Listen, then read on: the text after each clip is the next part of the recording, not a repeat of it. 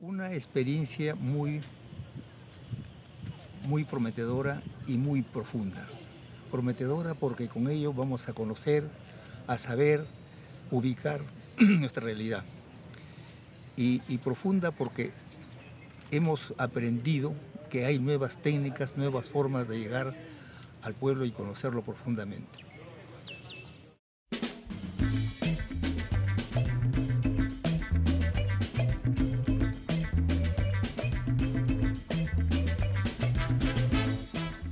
ReMap Lima and CLIMA in Riesgo are two action research projects designed and implemented with a number of local partners and several local communities and their collectives.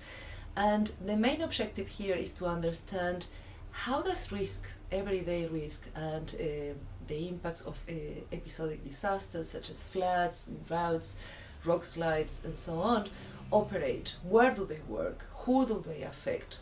What are the consequences? What are the investments required to cope with these consequences? And mapping here plays a fundamental role, because all these questions cannot be understood or answered without considering the where this happens. Maps frame the environment in a particular way because the selection of what has to be included also implies an exclusion. Therefore, they are not neutral. They shape our perception and understanding of a given area and play an important role in decision making. They stabilize dominant discourses of how a city should develop, and in this sense, they can give potential to certain actions and contribute to unjust processes of urban change. Here we explore the possibility for ordinary citizens to produce their own maps and capture the everyday risks they are exposed to, through the adoption of grounded applications and cutting-edge technologies for community-led mapping and visualization. The project uses maps with three main objectives: to make visible what is otherwise hidden, to co-produce knowledge between various actors in the city, and to open up spaces for collectively negotiated outcomes between marginalized citizens, planners, and policymakers. Therefore, the methodology and technological tools we adopt are always thought of with these objectives in mind. Two case study sites were chosen: Barrios Altos at the center of the city and José Carlos Mariátegui in the periphery. Barrios Altos in the historic center has experienced a steady decline in the living conditions since the 1970s. It is a deprived area with overcrowding and suffers from a general lack of public or private investment. Here, inhabitants face the risk of fires because of exposed cables, structural collapse of buildings which are not maintained, and health problems related to inadequate basic services. Despite being declared UNESCO World Heritage Site, the area is seeing the illegal change of land use from residential into storage facilities. This is eroding the cultural heritage and leading to the eviction of many vulnerable inhabitants who have lived there for generations. These negative processes, as well as the everyday risks that threaten the area and its people, are somewhat invisible. Not only do municipal authorities turn a blind eye to them, but they are more often than not physically hidden from the street. The existing thematic maps produced by government agencies depict Barrios Altos as a poor and insecure zone, with high criminality and at risk of physical collapse. These maps support the demolition of large areas and regeneration through private investment, which in effect would lead to gentrification, as those currently living there would be pushed out. Ahorita en este momento son 70.000 los ciudadanos después de cercado de Lima que han abandonado. Han abandonado por las buenas o han abandonado por la fuerza.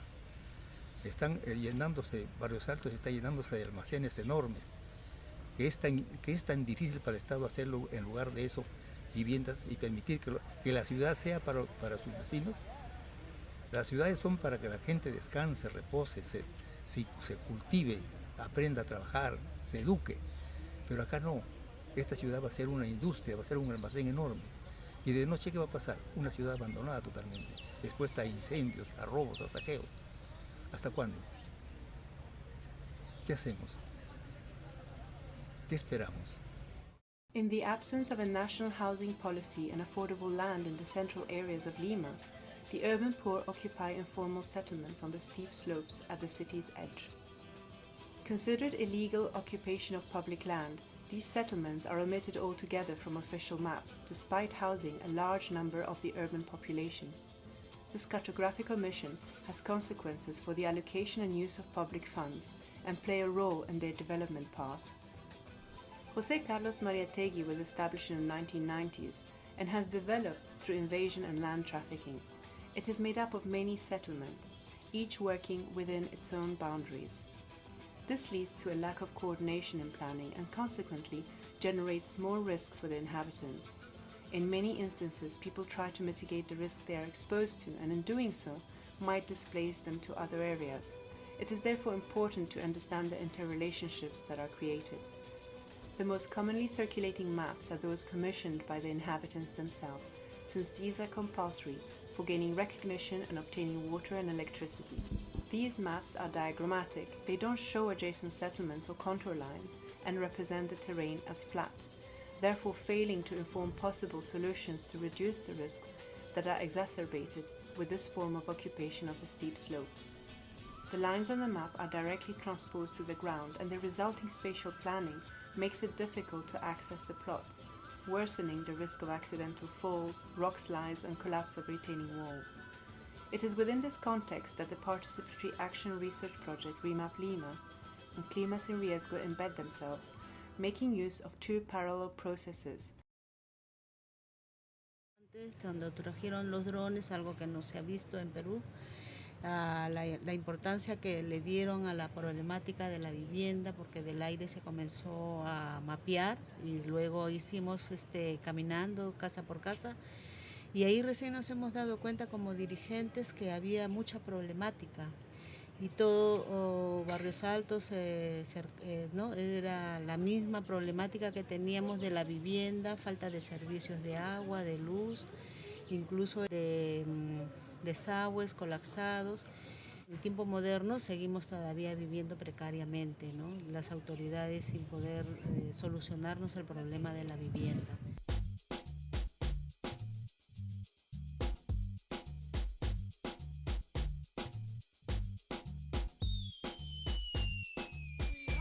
Using drones, we began by producing high-resolution images. We could not rely on satellite images because these were outdated and did not give us the level of details we needed to study the areas. Making use of the technology, 2D and 3D images, as well as physical models, were produced for each area to be used in participatory planning workshop with local communities. From a drone point of view, all you get is a massive point cloud, millions and millions of points. There's no 3D mesh there. You have to process it afterwards.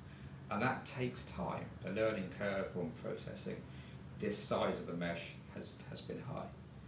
And then to take the mesh and put it into a 3D printer, that begins to change the game as well, because you're changing the way you communicate things. So we're moving away from the laptop, the screen view, and projecting onto things. So reality becomes mixed via the use of the point clouds and the drones and the 3D printer. The outputs produced were informative and revealing, particularly for the inhabitants who had never seen their neighborhood from this perspective before.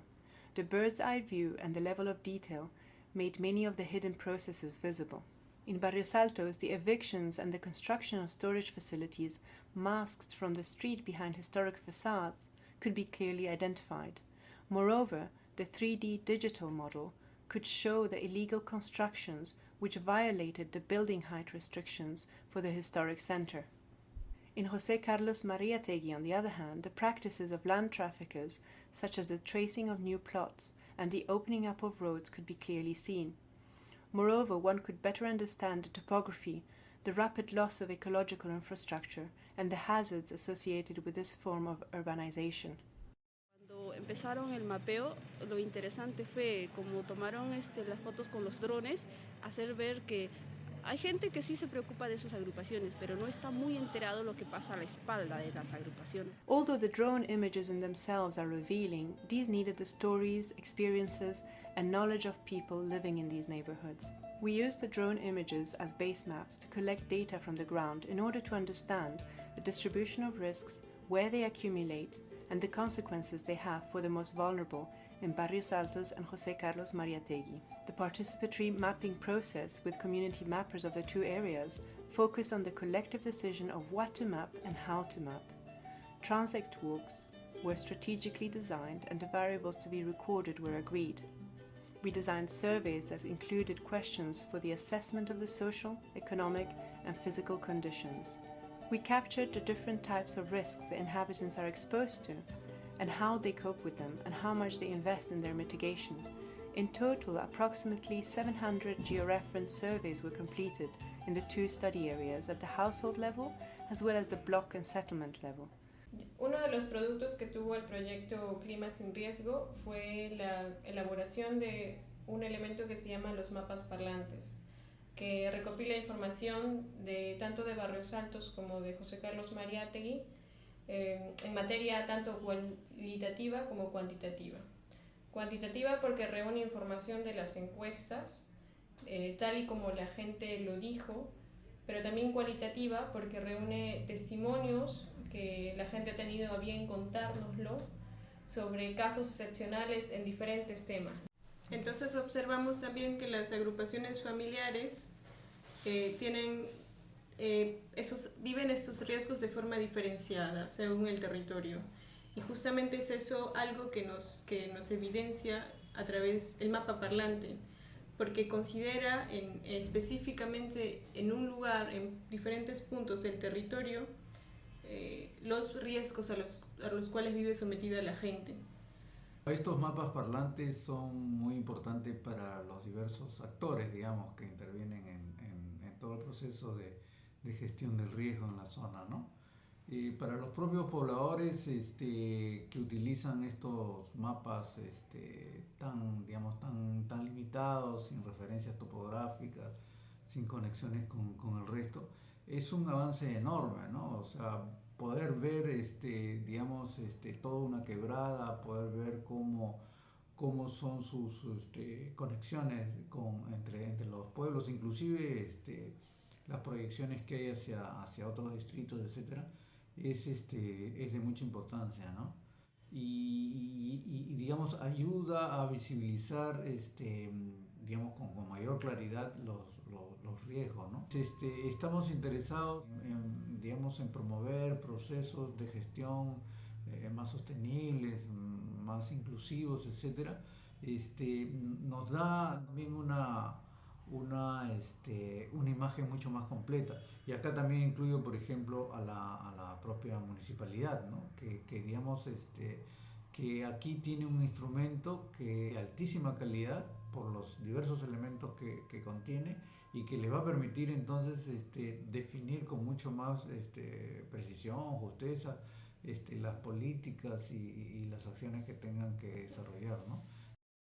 The focus groups and transects undertaken during the process were also strategic on another level because they enabled contact with numerous people.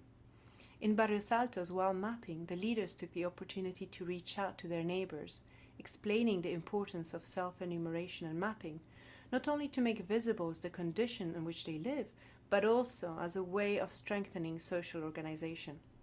Que cuando realizamos el mapeo y que lo hicimos de casa en casa, nos ayudó, como lo dije anteriormente, a identificar las necesidades de los vecinos, a identificar quiénes somos y cuántos realmente somos, que muchas veces en las estadísticas no sale a relucir eso.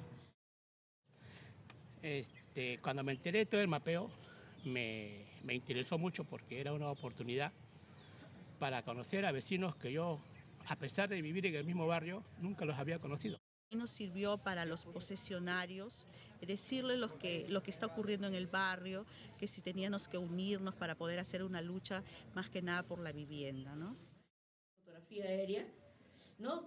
La reacción que se les ha visto es como tener su barrio, su manzana en sus manos, ¿no? Como una fortaleza, una herramienta, y donde ellos han podido, diríamos, espacialmente, ¿no?